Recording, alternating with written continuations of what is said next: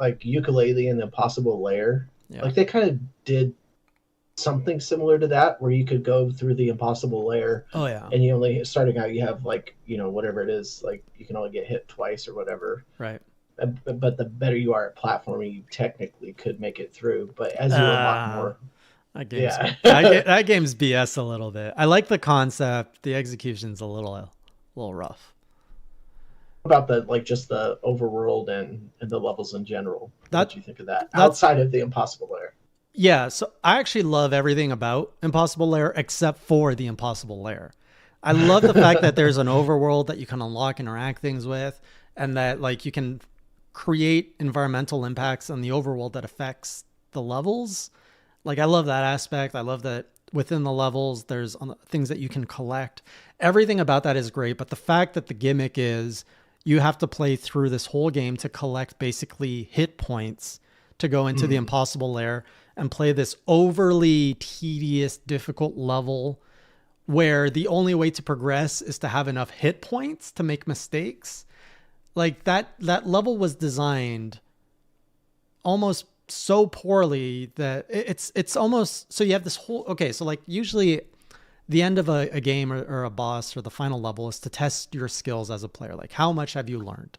And in Impossible Lair, you're doing that. The levels get progressively harder. But the Impossible Lair is so specifically like difficult because it's almost over the top trying to kill you because it's expecting you to Yeah. have 30 to 50 bees to protect you. That there's a lot of cheese in that level and it's just not pleasant. Like you don't make it through because you're like, I'm pro, I'm really good. You make it through because you have this stamina gimmick protecting you. And it's just like, it's too long. It's too tedious and it's just not fun.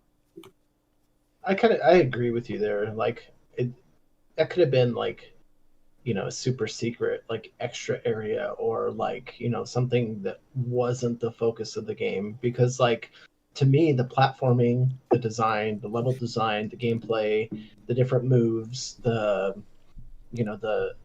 amount of depth each level had with like where things are located and what you can go back and discover down the road, like all that's like very well done.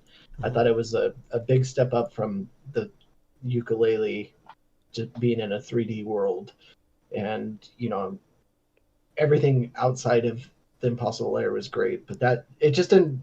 It to me it served no purpose. Exactly. It was just there to be annoying. But Treon Yeah. says it got patched, so maybe it got better. Now there's checkpoints and you can actually make it easier. So it looks like they've taken that feedback, maybe made it better. But speaking of Ukulele, they've actually made headlines again over the past week. They have now become an official publisher looking to publish hidden gem games. I don't think they've announced any of the games that they're going to be working on, but this basically gives.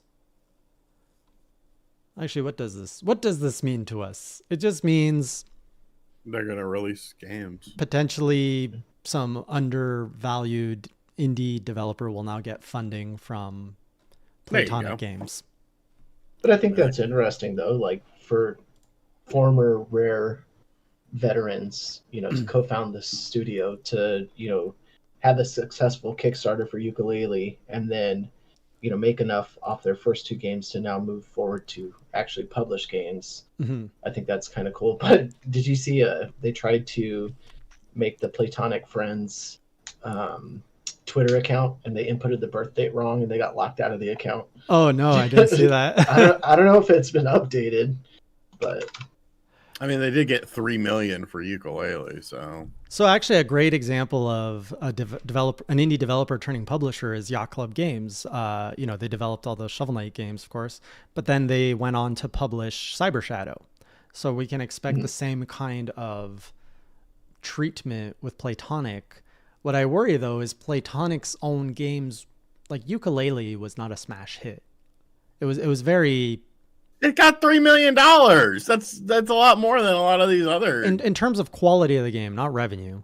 Revenue wise, they're fine. Quality subjective, though. I feel It is, and to be fair, Impossible Lair I think scored a lot higher than the original Ukulele, so I think I gave it a pretty high score.